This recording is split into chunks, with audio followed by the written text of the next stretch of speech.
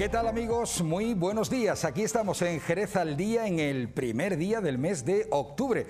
A ver si poco a poco ya van suavizando las temperaturas, porque seguimos viviendo eso que llaman el veranillo del membrillo. Tenemos un montón de cosas que contarles a lo largo de esta mañana y enseguida, por ejemplo, va a estar con nosotros Manuel Belmonte, que nos va a hablar de un certamen destinado a jóvenes investigadores.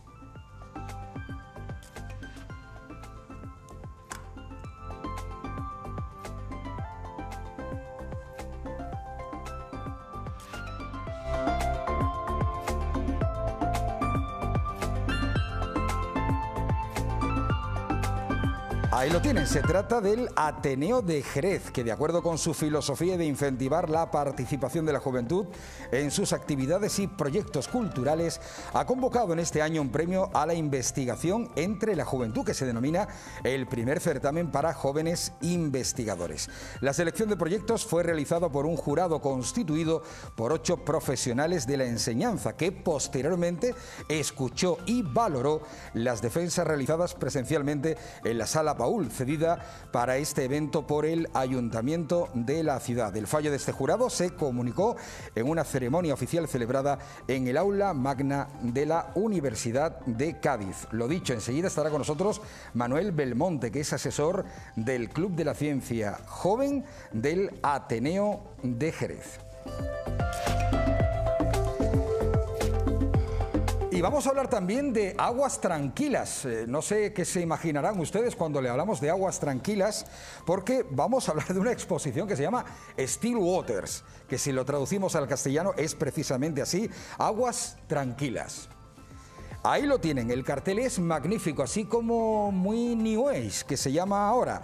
Es la inauguración de esta exposición multimedia de Alfonso Doncel, que además va a contar con Luis Manuel López, Diana Vara, Raquel Sandes, Antonio Chavero, Chami y Alfonso Rodríguez. Y se va a celebrar precisamente hoy a partir de las 9 de la noche en la Sala Bretón Arte Espacio, que está ubicada en la avenida Caballero Bonal. Hoy vamos a estar precisamente para hablar de este asunto, que realmente interesante, con Carmen Bretón, precisamente de Bretón Arte y Espacio.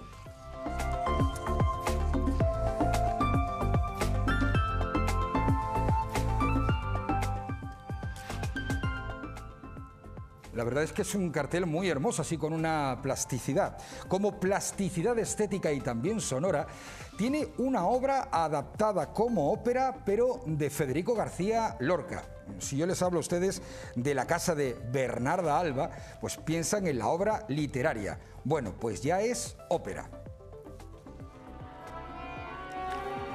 Y ahí lo tienen, tenemos precisamente el ensayo de esta ópera en 3 actos, La casa de Bernarda Alba, con libreto de Julio Ramos, basado en la tragedia homónima, como les hemos contado, de Federico García Lorca.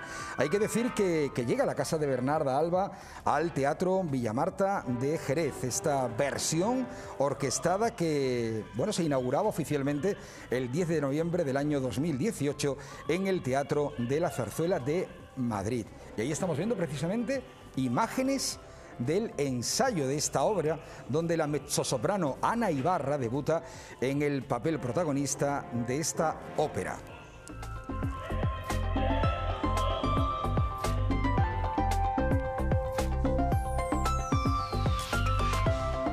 Bueno, ya que estamos hablando del mundo literario, en este caso adaptado a la lírica, a la ópera, yo creo que también sería interesante hoy dar un repaso a cómo, por así decirlo, se presenta la temporada de lectura, porque enseguida va a estar con nosotros en Jerez al Día Nati Montaño, de la librería La Luna Nueva.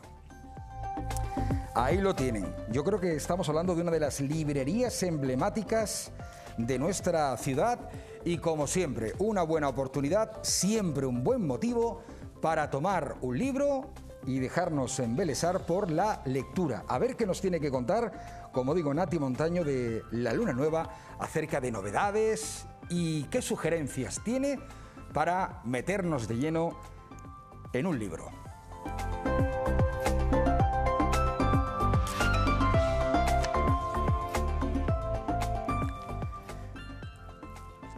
Pues sobre todo la cultura, que me parece muy importante, el tema de la ciencia y sobre todo cómo incentivar el mundo de la ciencia entre los más jóvenes, en una época en la que precisamente la tecnología poco a poco le va comiendo terreno a las costumbres más cotidianas del ser humano. Es importante subrayar eso, la ciencia. Y como les hemos contado al principio, el Ateneo de Jerez, de acuerdo con su filosofía de incentivar la participación de la juventud en sus actividades y proyectos, ha organizado el primer certamen para jóvenes investigadores.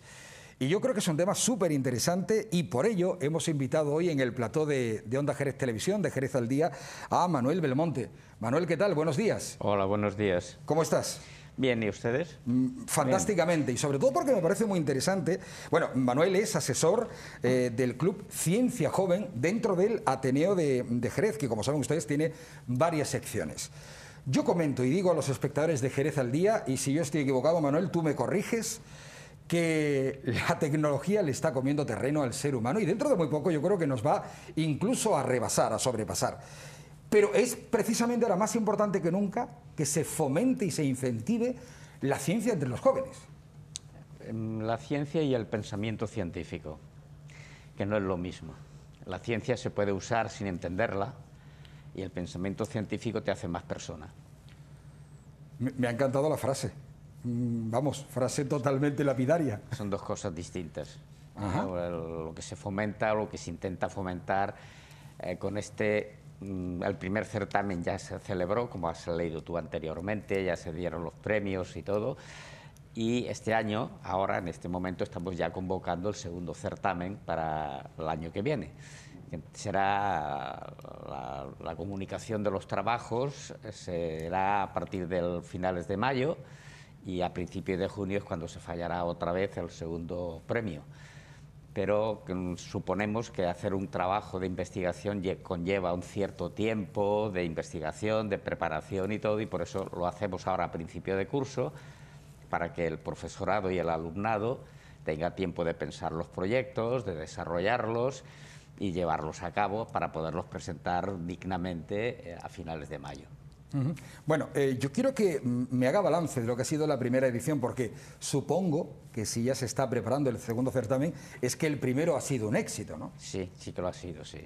Han sido, al final se seleccionaron los 4 proyectos que estaban premiados en la fase de, digamos, de presentación, defensa oral presencial delante del jurado, guardando todas las normas, evidentemente, que se tenían que guardar en ese momento.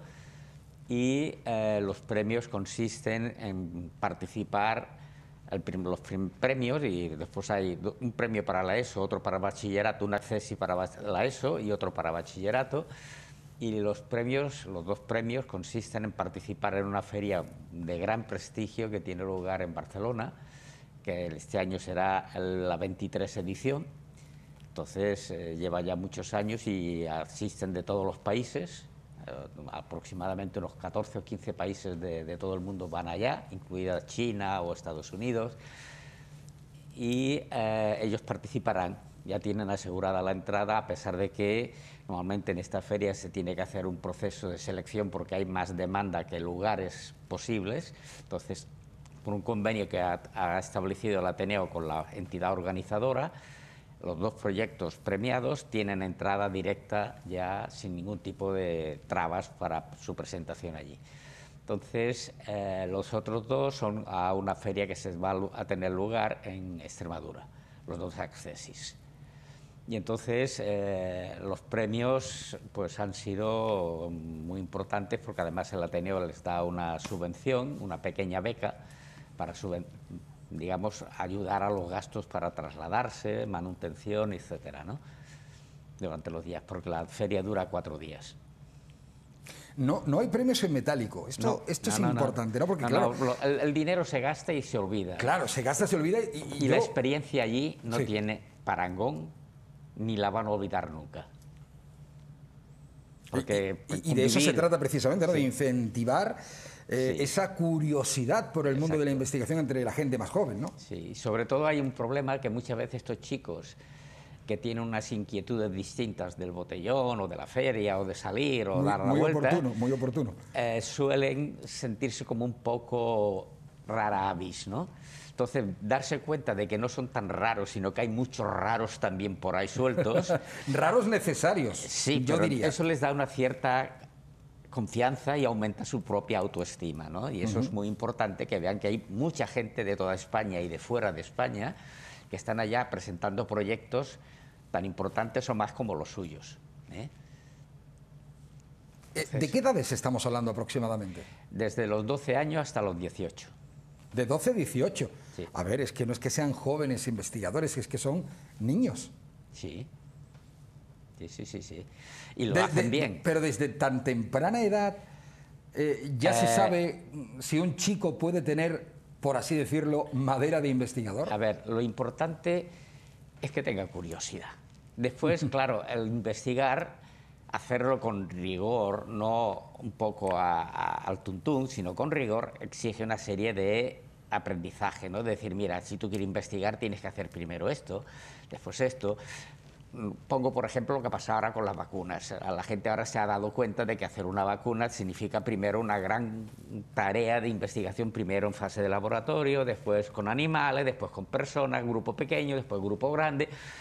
Todo eso son fases que ahora la población, por culpa del COVID o gracias al COVID, depende de cómo lo mires, pues se ha hecho consciente de que investigar, al menos estos pasos ya los tienen bastante asumida la población en general, ¿no?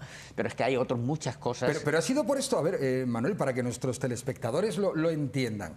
¿El contexto de este certamen viene a raíz precisamente de la pandemia del COVID? No, viene de antes. Es una forma de decir, oye, mira, que desde muy temprana edad tenemos que investigar para luchar con estas lacras que... Mire, en Barcelona, esta feria que se organiza allí y otras muchas que hay en el mundo, o por ejemplo la que se hace en Extremadura, tiene 24 ediciones ya.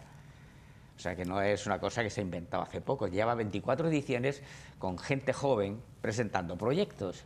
Y allá también, en Barcelona, está en esta feria, pues chicos de 12 años están presentando sus proyectos. Alumnado de 12 años de primero de la ESO. Y puedo citar el caso de un colegio de Ourense que lo ha puesto como filosofía de su enseñanza, el investigar, y desde primaria empiezan a hacer ya los primeros rudimentos de la investigación y van aprendiendo, de manera que cuando llegan a segundo o tercer grado de la ESO saben todos los pasos necesarios para hacer una buena investigación. Que me gusta de verdad, Manuel, esa palabra de investigación. A ver, creo que, compañeros de realización, tenemos imágenes a esta hora en directo de cómo está el volcán de La Palma. En fin, me van a disculpar, sé que ponen ustedes cualquier canal de televisión y es volcán, bueno, después está crisis, pandemia, pero no sé en qué orden. Pero sí que es verdad que incluso hemos visto muchas veces cuando los chavales de pequeñitos hacen estudios, por ejemplo, de un volcán, y ahora nos está ocurriendo que estamos viviendo en directo todo lo que sucede en la isla de La Palma, con ese aspecto bueno, absolutamente desolador e incluso apocalíptico, ¿no? Un volcán que entra en erupción en una isla que está completamente habitada. ¿La ciencia, Manuel, nos puede prevenir de acontecimientos como ese mientras buscamos las imágenes en directo de la isla de La Palma? La ciencia normalmente lo que hace es buscar relación entre los conocimientos que se tienen para poder... Ahí tenemos la imagen, perdón, Manuel, ahí lo estamos viendo. Eso es en directo, Isla de La Palma, la que llaman Isla Bonita, en Canarias. Pues ahí se puede decir que la vulcanología todavía no es una ciencia, precisamente por las respuestas que están dando ahora los vulcanólogos. No saben predecir qué va a pasar. No tienen un modelo matemático que les permita decir esto durará tanto, irá por aquí, irá por allá. En física, química, biología, sobre todo estas dos primeras, la biología también, pero un poquito menos, pero disponen de modelos matemáticos que les permiten relacionar los datos conocidos entre sí y poder predecir qué va a pasar con toda absoluta certeza. Esto pasará de esta manera, y pasa. Los vulcanólogos están adquiriendo todavía datos para poder convertir esta rama del conocimiento en algo que sea ciencia. Entonces les permita decir, no, aquí va a aparecer un volcán tal día con tal intensidad. Ahora no pueden.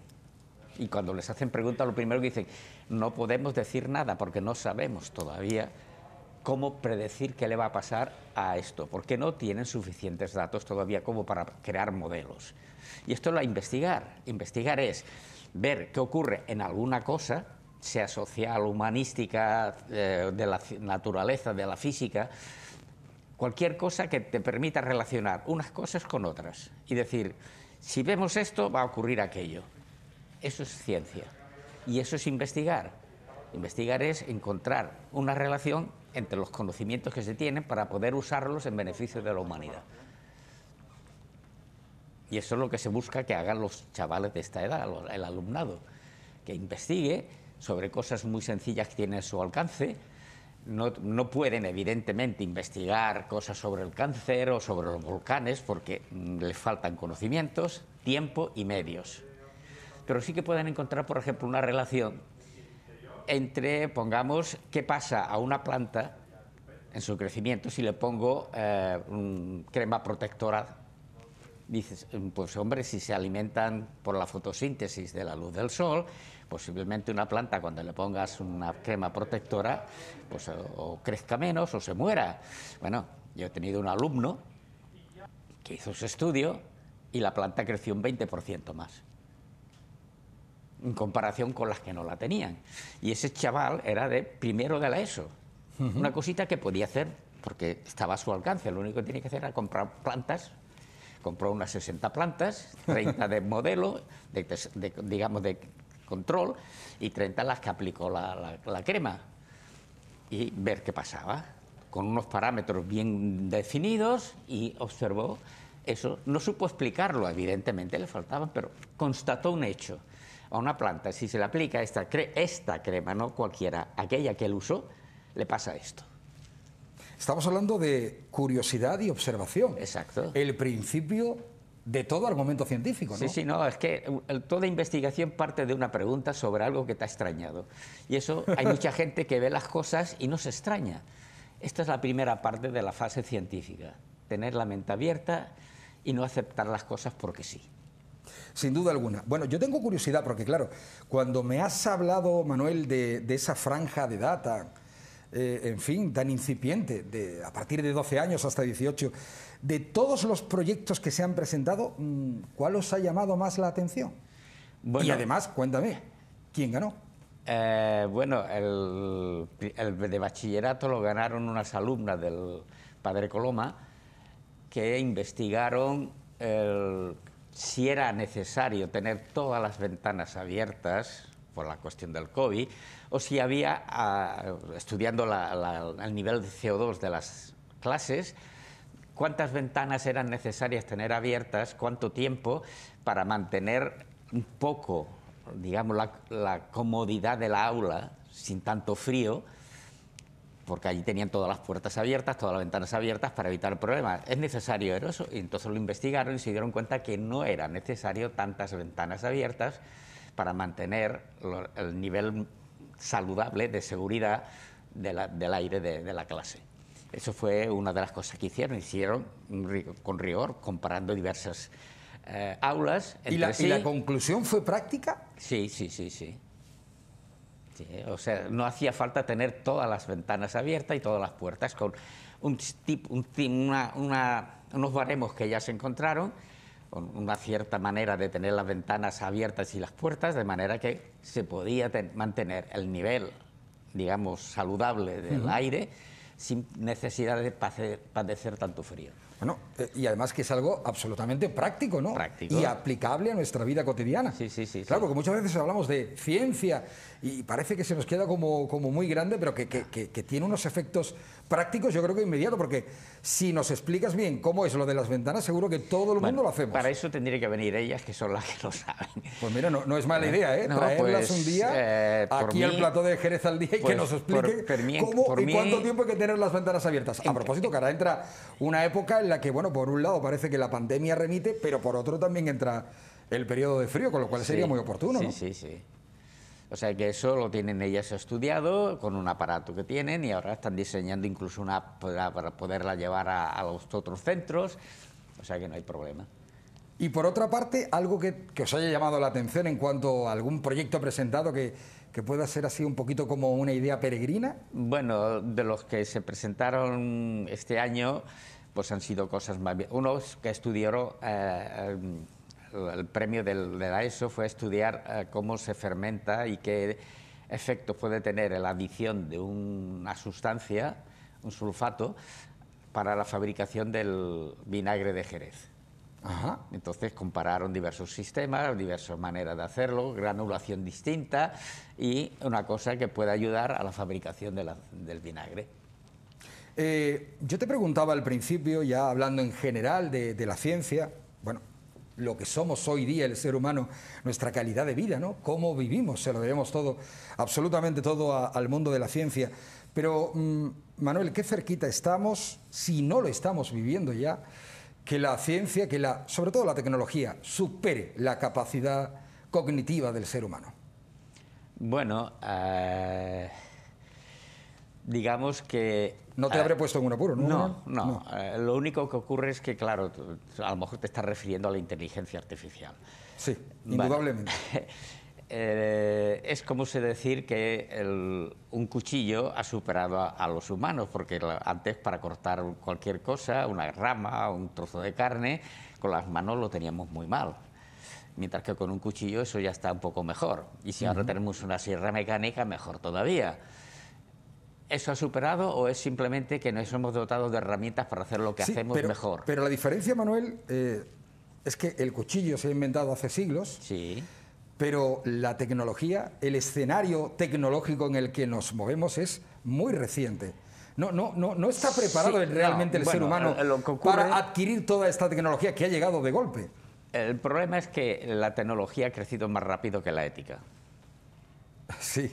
Entonces, digamos que el crecimiento exponencial de la aplicación de la ciencia para tener tecnología ha tenido una rapidez de crecimiento demasiado grande como incluso para asimilar las consecuencias que tiene por parte del humano. Igual que cuando cualquier otro progreso anterior pues tenía tiempo, porque no era tan rápido el crecimiento, el humano era capaz de irlo asimilando, incorporando de manera, digamos, sana. Aquí, como una máquina de vapor, por ejemplo. Sí, también fue un poco más rápido que lo del cuchillo o el hacha. Pero poco a poco fue mejorando en un espacio de tiempo considerable. Sí, pues esto va muy rápido. ¿Por qué? Porque todo el crecimiento, cuanto más conocimiento tienes, más capaz eres de avanzar. Entonces, el problema está en que estamos dedicando demasiada importancia a lo que concede comodidad y, digamos, más control de la naturaleza, más que a la capacidad que tenemos de si eso es ético o no. Y eso es una de las cosas que, por ejemplo, en la investigación es una de las primeras cosas que tiene que plantearse un investigador. ¿Es ético lo que voy a hacer o no? Porque si no es ético, no lo puedes hacer. Aunque sea muy interesante, no lo puedes hacer. Estamos confundiendo quizás la pregunta, Manuel. El problema está en, ¿es lucrativo y eso es lo único que vale? Ese es el problema. Creo que ahí está el kit de la cuestión. No es una cuestión, yo creo que de ética. O sea, la ética, yo creo que cualquier ser humano, cualquier telespectador de Jerez al Día que nos está viendo sabe perfectamente discernir qué está bien y qué está mal, qué es ético o qué no es moral. Bueno, la moral también es subjetiva, pero bueno. Sí. La cuestión es, cuando se mete el dinero de por medio, grandes e ingentes cantidades de dinero, es cuando realmente empieza el problema en el mundo de la ciencia, ¿no? Digamos que no en la ciencia, sino en la tecnología. Porque la ciencia descubre una relación. Normalmente los científicos siempre se plantean la ética de lo que van a investigar. Normalmente la mayoría lo hace y si no reciben el rechazo del resto, como ha pasado a algún investigador chino que se ha metido donde no le tocaba con la cuestión de la creación de embriones y ha sido rechazado por toda la comunidad científica totalmente lo que ha hecho, porque no era ético. Pero una vez tienes el conocimiento, vienen las empresas, la industria, los tecnólogos, y entonces cuando viene la parte, digamos, crematística. Y ahí la ciencia no tiene nada que decir, es la sociedad la que tiene que ponerse los límites, si esto lo puedo aplicar para esto o para aquello. ¿La sociedad tiene que poner los límites? O los gobiernos o quien sea, no lo sé. ¿No es barra libre lo que hay hoy día? Sí, pero no es el tema que nos lleva, ¿no? Hablar de lo que la sociedad puede hacer o no puede hacer con la ciencia que se conoce. A mí, sí que, de alguna manera, lo que quiero preguntarte, Manuel, es cómo se puede aplicar toda esta mejora de la calidad de vida a través de los descubrimientos científicos de una forma práctica y no sé hasta qué punto sana, que ese yo creo que es realmente el problema. De ahí que le decía que la ciencia, o en este caso la tecnología, está a punto ya de rebasar al ser humano y va a ser absolutamente incontrolable. Además, esta sensación de que todo tiene que ir cada vez más rápido. Bueno, eso todo depende, como por ejemplo pasó con la energía nuclear. Se puede aplicar para hacer cosas que son útiles a la humanidad o se puede aplicar para destruirla de golpe. Lo mismo pasa ahora con el Big Data. Se puede aplicar para funcionar muy bien o para no. Lo mismo puede pasar con una cosa que la gente no tiene ni idea, a lo mejor, pero la publicidad gobierna a la gente. Y no es ciencia, bueno, es una ciencia social, pero se manipula al público porque no tiene capacidad crítica. Nadie le ha educado para tener capacidad crítica.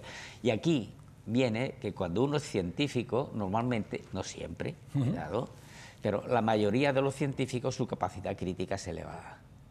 Y a ellos se les puede, digamos, manipular menos. No que no se les pueda manipular, pero se les puede manipular menos, porque tienen la capacidad crítica más despierta, ¿no?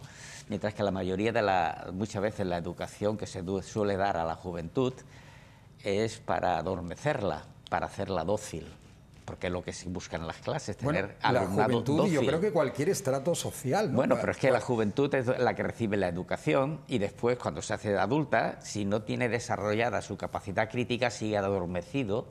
Esa población sigue adormecida porque no ha sido capaz de despertar esa capacidad crítica. Manuel, ¿hay un problema de superpoblación mundial? Con independencia de todas las mejoras científicas y tecnológicas, ¿realmente el problema de lo que estamos viendo hoy día en la Tierra, de esos océanos de plástico que existen, ¿no? y por mucha voluntad que haya de cuidar el medio ambiente, el problema está en que la raza humana se ha convertido en el gran virus de la madre tierra? Bueno, yo en este momento lo único que puedo dar es una opinión personal, pero no Esa es la que quiero. Pero no son datos los que tengo, o sea, carezco de datos para dar una... Bueno, más de 6.000 millones de seres humanos. Casi 7.000. Casi 7.000. O más de 7.000, mejor o dicho. Más de 7.000, si es que da igual, si es que nos movemos en un rango el problema está, incontrolado ya. A ver, sí y no, porque resulta de que el 30% de los productos que se producen de alimentación se tiran. Y dices, hay hambre, pero se tira el 30% de la producción de alimentos, no me cuadra. O sea, hay algo que podría funcionar si supiéramos organizarlos de otra manera. ¿Que hay mucho plástico? Sí, porque hemos querido ponerlo. Y no hay ninguna decisión política que impida que se siga vertiendo. No es que seamos muchos, es que somos muchos mal organizados a lo mejor. Digamos, no sé, porque hay muchas cosas. Se cultiva una planta, bueno, pero es que aquí esta planta no es la que conviene. Tradicionalmente se ha utilizado otra planta que es la adaptada a este clima que hay aquí, pero resulta de que no es rentable porque... bueno, a ver... Claro, sería un debate muy intenso y muy profundo. No es fácil y habría que tener muchos datos y mucha información para poder decir algo con cierto rigor. Lo otro es como charlas de los comentaristas esos que hay por la tele, que lo único que hacen es abrir la boca y decir, a ver cómo llamo la atención más. Hay mucha tele, ¿no? Nosotros estamos aquí ahora mismo en la tele, pero bueno, y nuestra labor es más social. Pero volviendo un poco al tema del certamen, lo importante es que hay mucho alumnado que no sabrá hacer una investigación porque no se lo han enseñado, y hay mucho profesorado que por la formación que han recibido en la universidad y antes, pues tampoco tienen mucha información de cómo se hace una investigación con rigor. Y muchas veces se confunden cosas que no son las que se deben, ¿no? Entonces, lo importante es que todos los que quieren investigar, ya sea en un centro, con ayuda de su profesorado, perfecto, o sea porque resulta de que no encuentra quien le ayude, lo que sí tienen que tener claro es que si quieren pueden venir al Ateneo y allí se les puede informar de cómo hacer bien una investigación con rigor, siguiendo todas las pautas del método científico en cualquiera de las metodologías, porque a veces se confunde investigar con la física, la química o la biología. Bueno, es que también se puede investigar en sociales o en historia. Lo que pasa es que la metodología no es la misma, la experimental para la física, que una de metodología documental para la historia. Todas son método científico, pero es que hay más de una metodología en el método científico, todas muy rigurosas, pero cada una con ciertas características, con un núcleo, digamos, central común, pero con variantes. Hay muchos profesores y muchos alumnados o mucha gente que piensa que en una investigación siempre se ha de hacer una hipótesis. Bueno, solo en 3 de las metodologías se hace eso. En el resto de las otras 6 o 7 no se hace una hipótesis, se hace otra cosa, equivalente, pero no una hipótesis. Y eso confunde, porque hay muchas veces que viene un proyecto, nos ha venido ahora en el primer certamen, con una hipótesis que dices, la han hecho entrar con calzador y mal. Porque aquí no se puede hacer una hipótesis, hay que hacer otra cosa. Y la han hecho, pero claro, no cuadra la cosa, queda una cosa que parece un esperpento. Entonces, que tengan claro de que en el Ateneo se les puede asesorar, si no la tienen, o incluso un centro quiere que se le asesore, se les puede enviar personas que les asesorarán de cómo hacer una buena investigación rigurosa. Quizás más que, y digo yo, pregunto, Manuel, más que el joven que tenga esa inquietud se acerque al Ateneo, ¿no debería ser una labor de los centros docentes? También. A través de la gestión del propio Ateneo, y le pregunto también, desde la ignorancia. También, no, pero en esto, el año pasado ya ocurrió, este año ha vuelto a ocurrir, se ha hecho la convocatoria ya a todos los centros de secundaria de Jerez, se les ha hecho ya la convocatoria del segundo certamen para jóvenes investigadores. Respuesta, 0. ¿0 es la respuesta, Manuel? No ha contestado ni un solo centro. Entonces ya entiendo por qué dice que vengan los chavales al Ateneo, ¿no? Un poco a orientarles, ¿no? En el mundo a los de que la tengan ciencia. inquietud, si ven que no tienen respuesta en su propio centro, el Ateneo tiene las puertas abiertas para ellos. Me parece fantástico. Y sí. A ver, otra cosa, sí. El alumnado que tenga inquietudes científicas, sean de física, química, matemática, biología, historias sociales, literatura, lo que quieran, de cualquiera de las disciplinas académicas, tiene a su disposición formar parte del Club de Ciencia Joven del Ateneo de Jerez, donde se reúnen hasta ahora semanalmente, posiblemente ahora durante el curso sea quincenalmente. Yo vengo a representarlos a ellos, porque ahora están en clase, son gente joven, que están desde segundo de la ESO, el más joven, que hay 2, a segundo de bachillerato.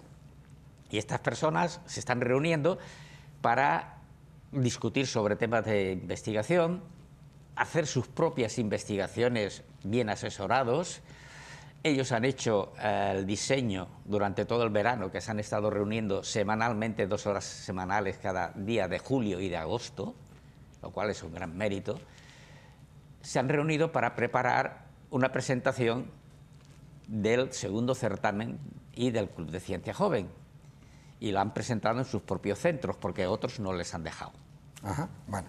Ese sería otro debate, creo que otro tema que es importante, que es que la gente que tenga ganas de ver cómo se investiga, de formarse como investigador, puede venir a formar parte del Club de Ciencia Joven, y podrían estar ellos aquí, repito, pero claro, ahora están en clase. Bueno. Y entonces me han encomendado a mí la tarea de difundirlo. Y yo creo que lo has hecho muy bien, Manuel. Gracias por venir, asesor del Club de la Ciencia Joven del Ateneo de Jerez, y sobre todo gracias por hablarnos de, no sé, de que fluctúa, ¿no?, esa sensación de curiosidad, de investigación entre los jóvenes jerezanos, que a mí me encanta, y sobre todo me quedo muy... y que aprendan a tener capacidad crítica y a preguntarse sobre las cosas que les rodean, que hay un montón de cosas. Yo he tenido una alumna que se preguntó por qué la gente llora al cortar una cebolla, y encontró que sí, que había un ácido que se desprende, que no sé qué. Bueno, y dijo, bueno, pero el color de los ojos de las personas influye en que la facilidad de llorar sea más o menos. Eso no estaba investigado. Esa chica, primero de la ESO, investigó eso. Maravilloso. Me encanta. Y además, desde Jerez. Manuel, muchísimas gracias. A ti. Y gracias por darnos la ocasión de difundirlo. Creo que es nuestra obligación moral y científica de hablar de precisamente esos avances que se van gestando desde edades tan tempranas, e insisto, con esos jóvenes científicos de nuestra ciudad. Tenemos muchísimas cosas de las que hablarles en Jerez al Día, pero nos van a permitir un pequeño impasse y enseguida volvemos.